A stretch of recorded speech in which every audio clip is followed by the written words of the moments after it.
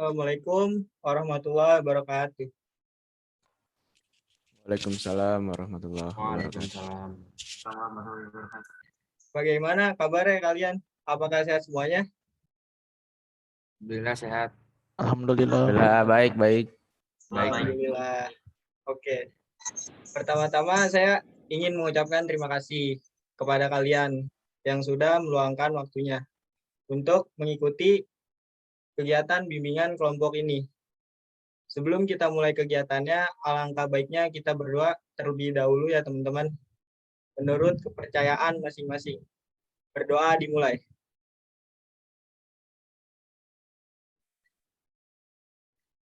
Berdoa selesai.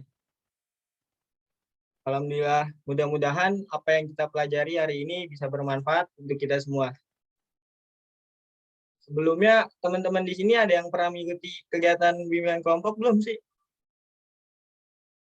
Coba dari... Belum? Belum, Bang. Oh, belum. Oke, baik. Nah, ada yang tahu nggak pengertian dari bimbingan kelompok itu sendiri? Nggak tahu. Oh, nggak tahu. Gimana yang lain? Tahu nggak? Ya tahu. Nggak tahu Bang. Tahu Kak. Oke. Jadi, bimbingan kelompok itu adalah suatu layanan bimbingan yang diberikan dalam suasana kelompok yang terdiri dari 8 sampai 15 orang. Lalu juga ada tujuan bimbingan kelompok. Nah, teman-teman tahu nggak tujuan dari bimbingan kelompok itu apa?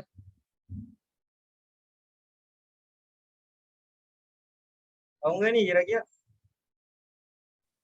Kerjasama bukan? Ya, bisa. Gimana yang lain?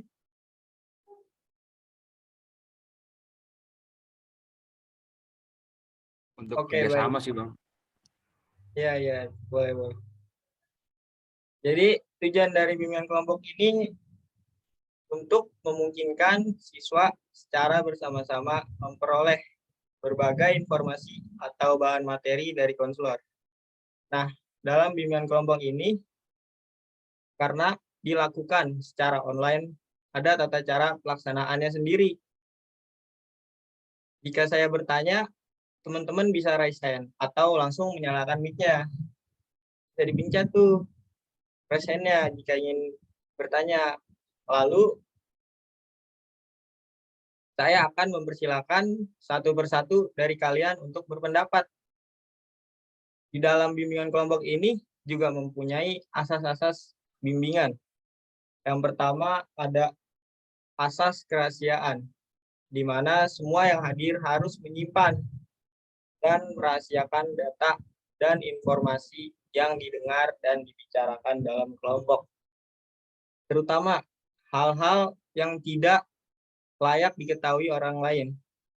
Nah, yang kedua, asas keterbukaan, yaitu semua peserta bebas dan terbuka mengeluarkan pendapat, ide, saran, dan apa saja yang dipikirkannya. Tidak merasa takut, malu, atau ragu-ragu, dan bebas berbicara tentang apa saja, baik tentang dirinya, pergaulan, dan keluarga.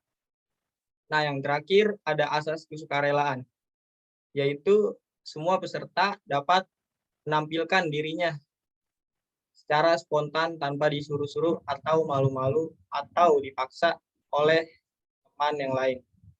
Nah, terakhir ada asas kenormatifan, yaitu semua yang dibicarakan dan yang dilakukan dalam kelompok tidak boleh bertentangan dengan norma-norma dan peraturan yang berlaku.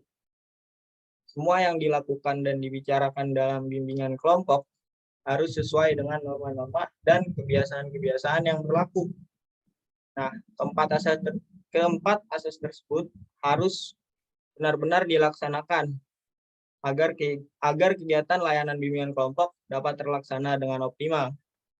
Bagaimana? Apakah bisa dipahami yang saya sampaikan? Bisa. Bisa. Oke, baik. Sebelum kita mulai kegiatan bimbingan kelompok ini, alangkah baiknya kita memperkenalkan diri dulu satu persatu. Kan ada pepatah, tak kenal maka tak sayang. Jadi kita harus kenalan dulu dengan cara menyebutkan nama lengkap dulu, baru nama panggilan, hobi, dan fobia, serta alasan dari fobia tersebut. Contohnya, dari saya nih, nama saya Muhammad Rizky, bisa dipanggil Kiki atau Rizky. Hobi saya bermain game online, dan fobia saya ulet bulu. Alasannya karena saya geli kalau ngeliat hewan itu gerak-gerak. Nah, selanjutnya yang lain coba.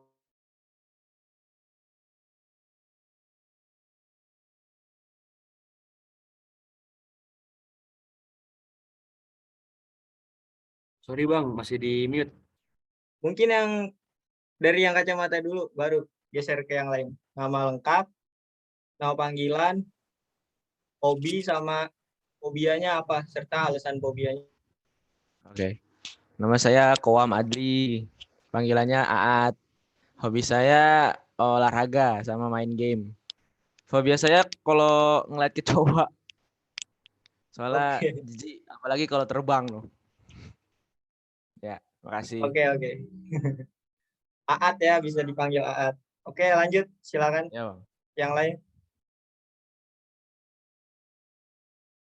Ya, nama saya Muhammad Ahdan Rafif.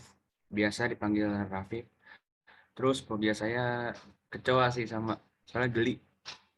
Ya, kasih. Hobinya apa hobinya? Hobi saya bermain game. Oke, berarti kita samaan ya. Iya. Oke, bisa mabar nanti. Oke, bisa yang lain dilanjut. Saya Bang. Oke, silakan. Nama saya Muhammad Hadi Prayoga. Dipanggilnya bisa Yoga. Hobi saya bermain game Bang. Fobianya sama yang lain sih. Kecoa. Soalnya kalau mati itu ada zat putih yang gerak-gerak gitu. Oh iya, saya tahu. Berarti kita sama lagi. Sama-sama suka main game. Oke, dilanjut.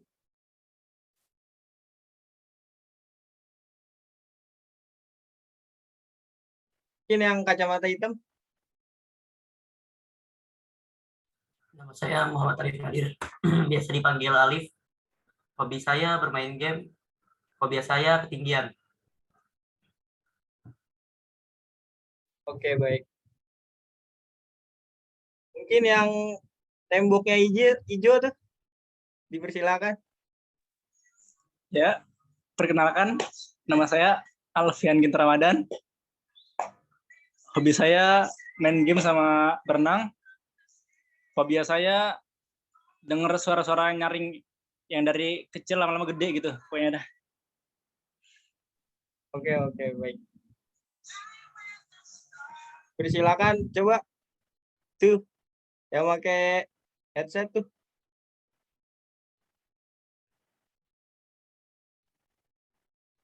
Diinin dulu, di mute dulu, di unmute.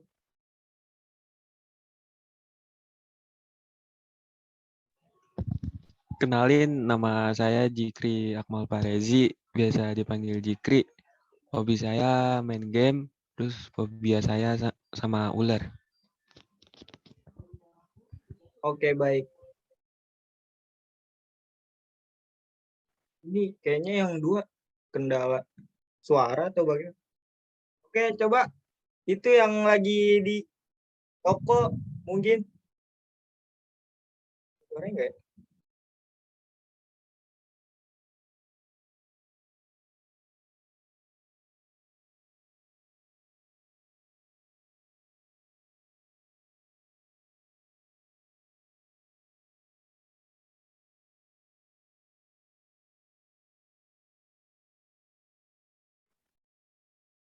Sepertinya suaranya sedang bermasalah. Coba ke yang satu lagi yang tidak menyalakan kamera.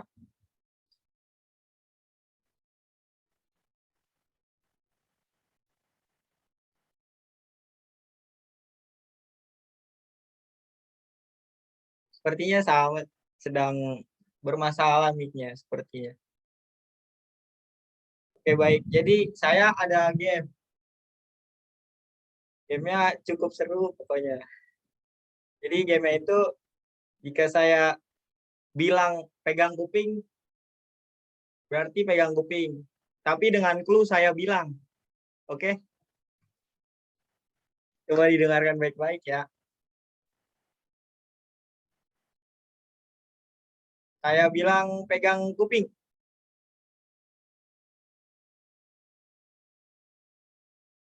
Pegang hidung. Nah, yoga. Ini yoga salah. Karena saya tidak mengeluarkan clue saya bilang. Oke. Sekarang saya pegang jidat. Pegang pipi. Pegang pipi. Pegang rambut. Saya bilang pegang hidung. Oke, baik. Sepertinya semuanya pada jago-jago ya di game ini. Oke, baik. Selanjutnya kita akan kembali kepada bimbingan kelompok. Baik, saya akan menjelaskan kembali kegiatan kita kali ini. Ya, jadi di sini saya sebagai pemimpin kelompok atau yang disebut PK. Dan kalian sebagai anggota kelompok atau yang disebut AK. Di sini nanti kita akan berdiskusi atau bertukar pendapat tentang topik yang akan dibahas. Baik saya, langsung mulai saja ya kegiatannya. Teman-teman gimana? Apakah sudah siap? Ya, siap. Oke. Ini Alfian siap gak nih? Siap. Oke, baik. Baik. Jadi pada kegiatan bimbingan kelompok ini, topik yang saya akan angkat adalah kurangnya motivasi belajar. Kalian di sini juga pasti pernah kan yang namanya mengalami kurangnya motivasi belajar. Nah, topik ini sangat penting karena menurut Sudirman Sardiman tahun 2018, motivasi belajar adalah keseluruhan daya penggerak di dalam dari diri siswa yang menimbulkan kegiatan belajar, yang menjamin kelangsungan dari kegiatan belajar, dan memberikan arah pada kegiatan belajar. Sehingga tujuan yang dikehendaki oleh subjek belajar itu dapat tercapai.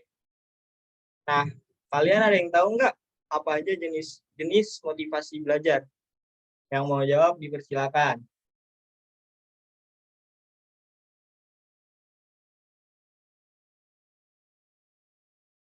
Saya diulang pertanyaannya, Bang. Pertanyaannya, apa saja jenis-jenis motivasi belajar?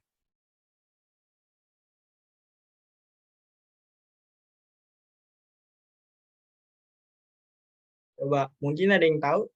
Dipersilakan nyalakan mic-nya.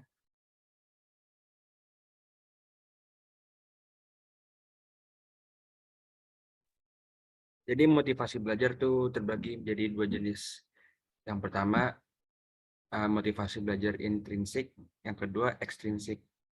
Nah, yang intrinsik itu ialah motivasi belajar yang berasal dari siswanya sendiri.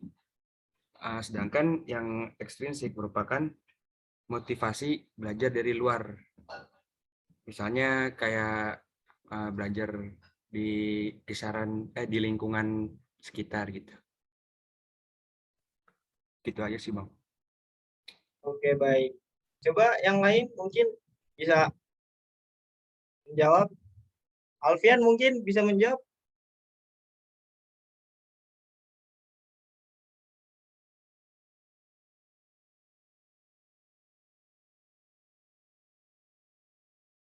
Oke, baik. Coba Aat. Enggak, Bang, udah. Tadi dijelasin sama Bang Radit kayaknya. Mungkin Yoga.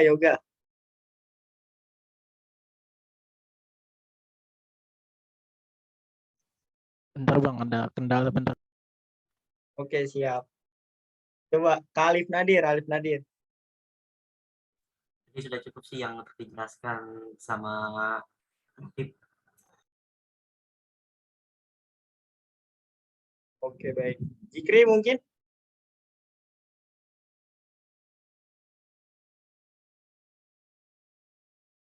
Sepertinya terkendala.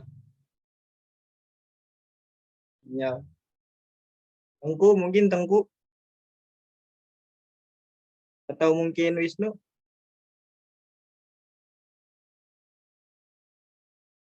Oke, baik. Kita langsung lanjut saja. Jadi jenis-jenis motivasi itu ada dua, benar yang dikatakan saudara Rafif. Yang pertama ada motivasi intrinsik, yaitu timbul dari dalam diri individu. Misalnya seperti keinginan untuk mendapat keterampilan tertentu, memperoleh informasi dan pengertian, mengembangkan sikap untuk berhasil, menyenangkan kehidupan, keinginan diterima oleh orang lain. Nah, yang kedua, motivasi ekstrinsik yang timbul akibat adanya pengaruh dari luar individu, seperti hadiah, pujian, ajakan, suruhan, atau paksaan dari orang lain. Sehingga dengan keadaan demikian, orang mau melakukan sesuatu. Nah, lalu kalian tahu nggak apa saja fungsi dari motivasi belajar? Coba, persilakan coba. Fungsi dari motivasi belajar. Mungkin Aat, coba.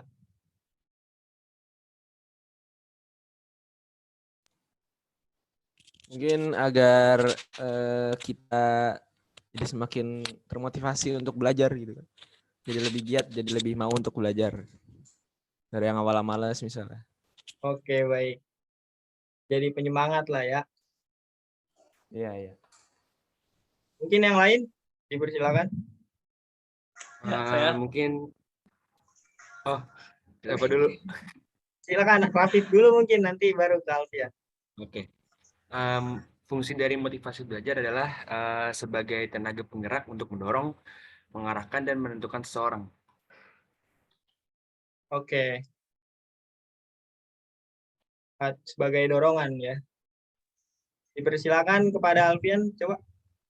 Ya, untuk meningkatkan kualitas belajar supaya bisa belajar lebih baik gitu, lebih serius, lebih fokus gitu. Iya. Lebih ke arah satu tujuan dia, lebih fokus. Oke. Mungkin yoga.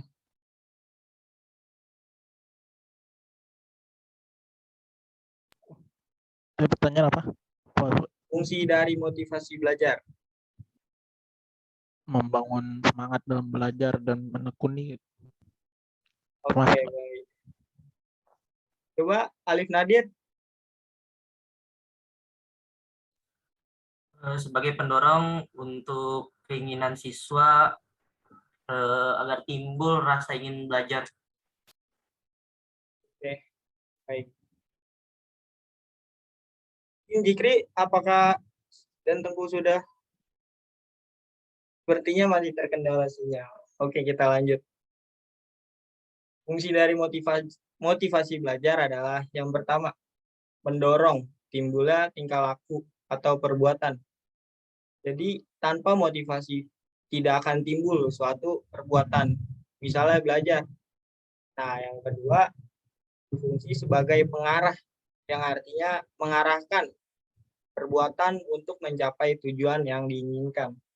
Yang ketiga, berfungsi sebagai penggerak, artinya menggerakkan tingkah laku seseorang. Besar kecilnya motivasi akan menentukan cepat atau lambatnya suatu pekerjaan. Nah, tadi kan saya sudah menjelaskan fungsinya. Nah, sekarang kalian tahu nggak apa saja faktor yang menghambat motivasi belajar? Coba, faktor yang menghambat motivasi belajar. Ya, saya. Ya, dipersilakan Alfian. Biasanya faktor yang menghambat belajar tuh ya berlebihan dalam main game atau bermain atau ya banyak melakukan aktivitas yang kurang bermanfaat lah pokoknya. Terlalu berlebihan gitu melakukan hal yang kurang bermanfaat. Oke, baik. Jadi seperti bermain game itu terlalu berlebihan, jadi tidak terlalu fokus terhadap yang dituju. Ya, silakan. Aat mungkin. Mungkin bisa dari lingkungan juga, Bang. Kayak misalnya temen ngajak main mulu gitu. Kayak didoktrin untuk gak belajar. Oh, iya, bisa. Jadi terganggu. Faktor lingkungan yang sangat Ya, terpengaruh. faktor lingkungan. Ya. Mungkin saudara Yoga, Pendapatnya sama sih Bang, sama yang lain. mungkin Alif bagaimana? Atau ada jawaban lain dari diri sendiri? Sudah cukup tadi yang diucapkan saudara. Oke, baik. Mungkin Rafif? Sama sih kayak jawaban Aat gitu. Faktor Oke, baik. lingkungan. Ya. Jadi faktor lingkungan memang sangat mempengaruhi. Namun faktor penghambat motivasi belajar itu ada dua, dari faktor internal dan eksternal. Kedua faktor tersebut mempengaruhi hasil belajar seseorang. Nah, faktor internal merupakan faktor yang berasal dari dalam diri individu dan dapat mempengaruhi hasil belajar individu. Faktor internal meliputi faktor fisiologis dan biologis. Nah, faktor fisiologis dan biologis ini merupakan masa mulai berfungsinya faktor pada tubuh manusia dan kondisi fisiknya. Dan faktor eksternal. Faktor eksternal juga dapat mempengaruhi proses belajar anak. Nah, faktor eksternal yang mempengaruhi belajar yaitu faktor sosial. Faktor sosial ini yang seperti dibicarakan oleh AA tadi. Lingkungan sosial itu juga mempengaruhi anak karena menimbulkan kesulitan dalam belajar. Nah, lingkungan sosial dibagi menjadi 3. Lingkungan sosial sekolah. Pendidikan di sekolah bukan sekedar bertujuan untuk melatih siswa supaya siap pakai untuk kerja atau mampu meneruskan ke jenjang pendidikan berikutnya atau mencapai angka rapor, melainkan untuk membentuk peserta didik menjadi manusia sejati.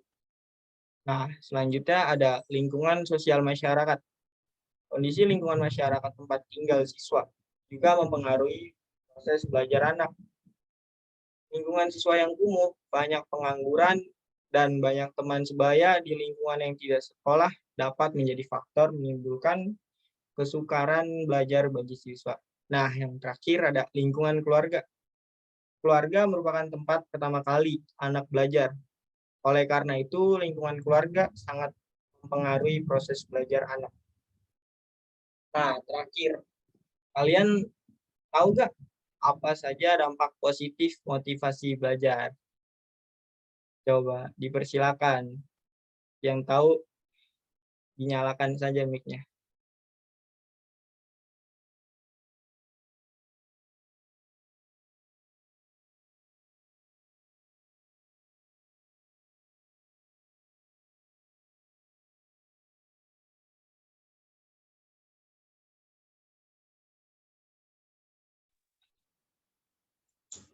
Mungkin beberapa di antara lainnya itu menumbuhkan semangat belajar, kemudian hilangkan jenuh, terus mengejar mimpi dan menumbuhkan sifat yang optimis.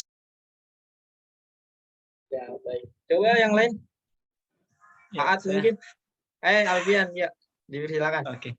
Ya, biasanya manfaat dari motivasi belajar tuh ya menumbuhkan rasa semangat gitu. Jadi rasa pengen belajar lagi tuh. Yang tadi males gitu, yang tadi kehilangan semangat, kehilangan motivasi, kehilangan gairah hidup. Jadi ya jadi itu lagi, jadi semangat lagi, Bangkit. jadi hidup lagi lah.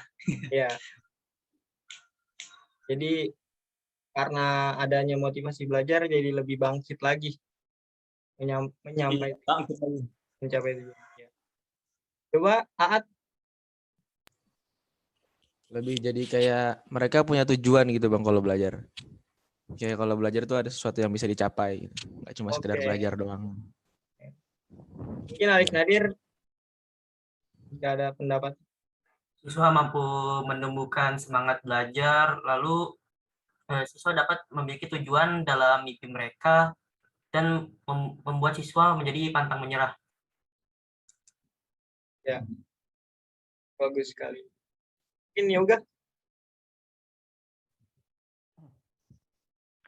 Untuk bisa mendapat wawasan atau literasi mungkin. Oke, baik. Sepertinya Tengku dan Jikri ini masih dalam masalah jaringan ya. Kita lanjut saja. Jadi ada 6 dampak positif motivasi belajar. Yang pertama itu membuat siswa semangat dalam mengikuti pelajaran seperti yang dibilang oleh Alfian tadi. Dan yang kedua meminimalisir perasaan jenuh seperti yang dibilang Rafif. Yang ketiga membantu siswa dalam menemukan mimpinya. Seperti yang dibilang Aat, punya tujuan.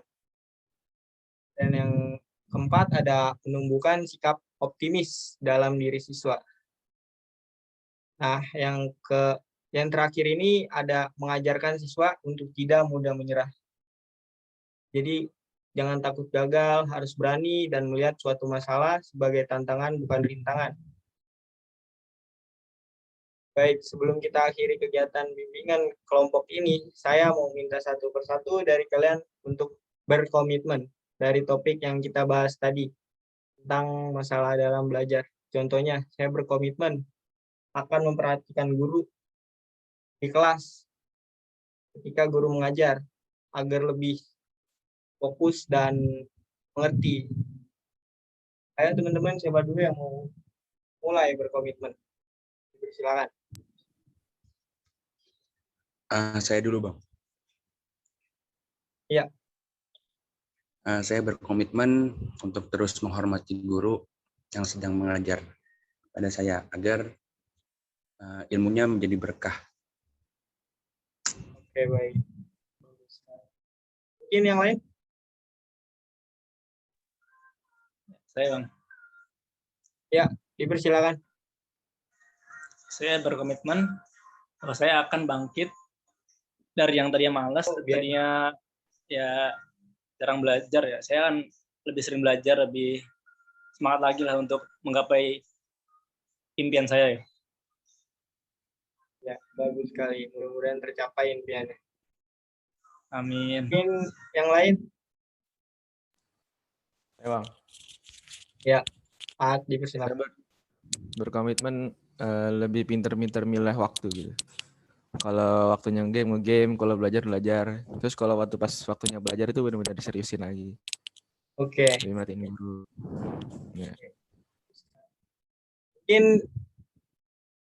Yoga.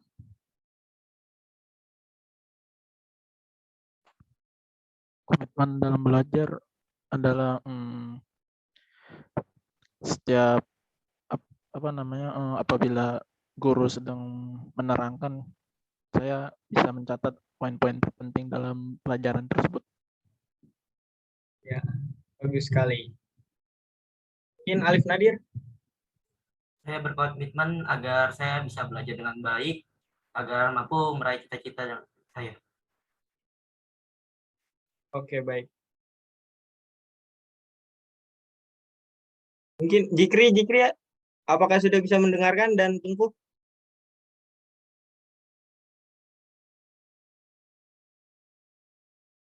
Oke, sepertinya masih terkendala. Kita lanjut saja. Oke, baik. Terima kasih.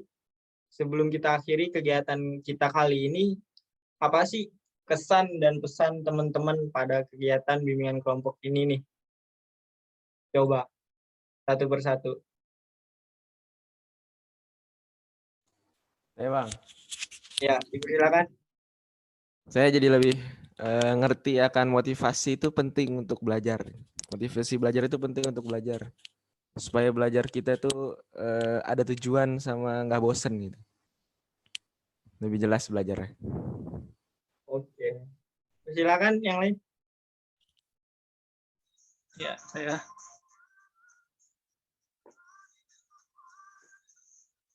Ya. Oke.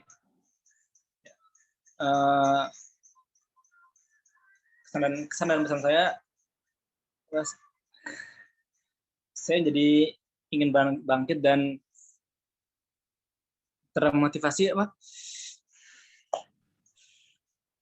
Ya Allah, lupa. Maaf, ngeblank.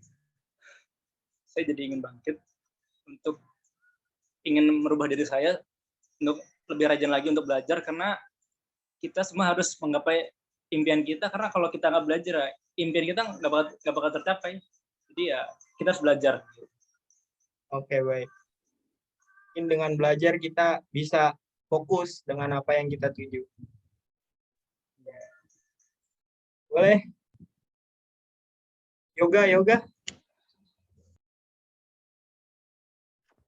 Sama kayak yang lain. Oke, baik. Mungkin Alif dulu atau Rafif dulu nih? Dipersilakan. Oke, baik. Selanjutnya Alif mungkin pesan dan kesannya.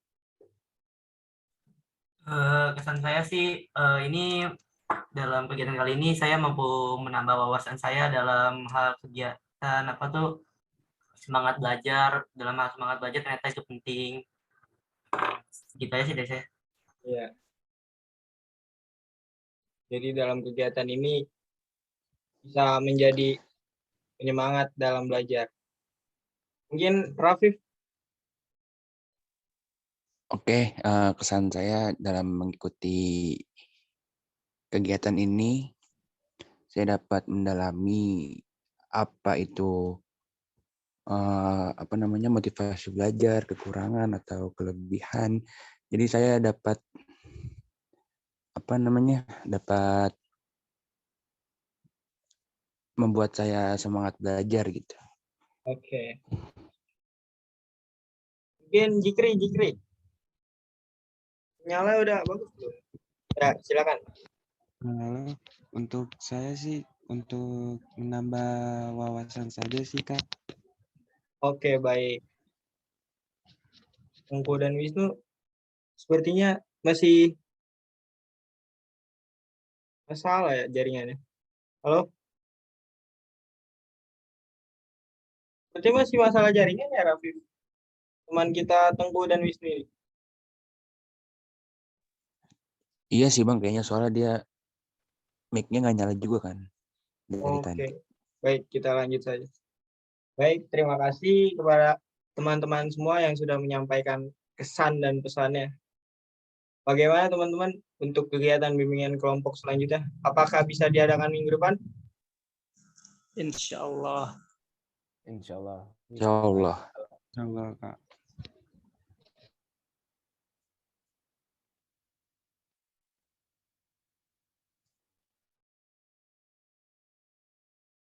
Bagaimana? Bisa atau? Bisa Bang. Ya, bisa Oke, bang. baik. Minggu depan kita laksanakan lagi.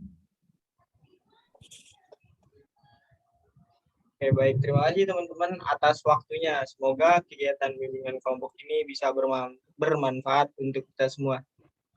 Sebelum saya tutup, alangkah baiknya kita berdoa. Berdoa dalam hati menurut kepercayaan masing-masing dimulai.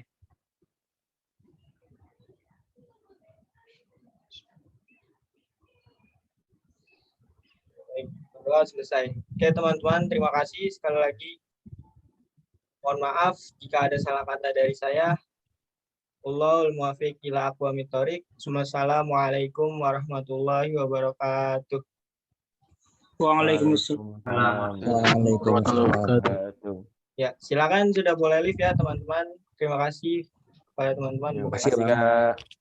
Oke, baik.